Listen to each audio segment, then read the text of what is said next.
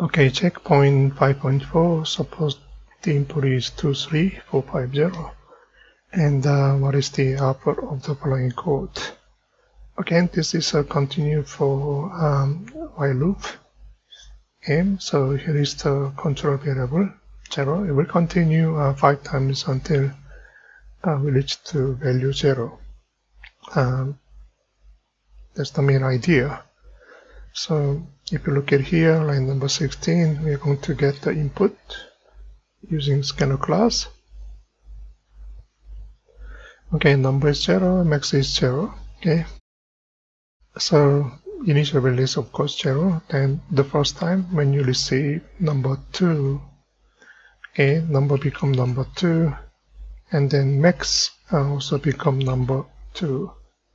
Okay, so here number is 2 is not equal to 0. Yes, so we're going to receive a new value, okay, which is going to be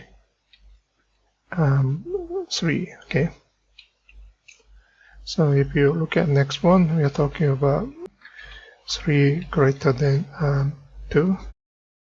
Okay, 3 is greater than 2, so max become number 3. Okay, because number is still 3. Okay, 3 is not equal to 0, so we want to receive the new value. It's going to be 4 this time. Okay, so 4 is greater than 3. Okay, 4 is greater than 3. Yes, it is. So we assign 4 to max. Okay, we go back. We are going to look at 5. Okay, number is become 5. Okay, 5 is greater than 4. Yes, it is. So we assign 5 to max. So max become 5. Okay. And then now we have 0. Okay, 0 not equal to 0. That's not true. So we are going to be here. Okay, while loop. So go to next one. Max become 5. That's the last number. The last number we added happened to be 0. Okay, so output should be 5 and 0.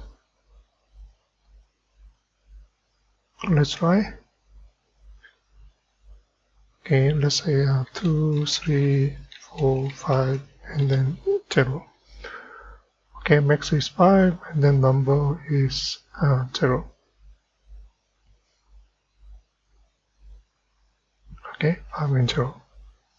So basically we are looking at given inputs, looking at the biggest number, which is 5. Okay, we are going to repeat the same thing. Okay, comparing values and how many times according to the while loop until number is equal to 0. That's all. Thank you.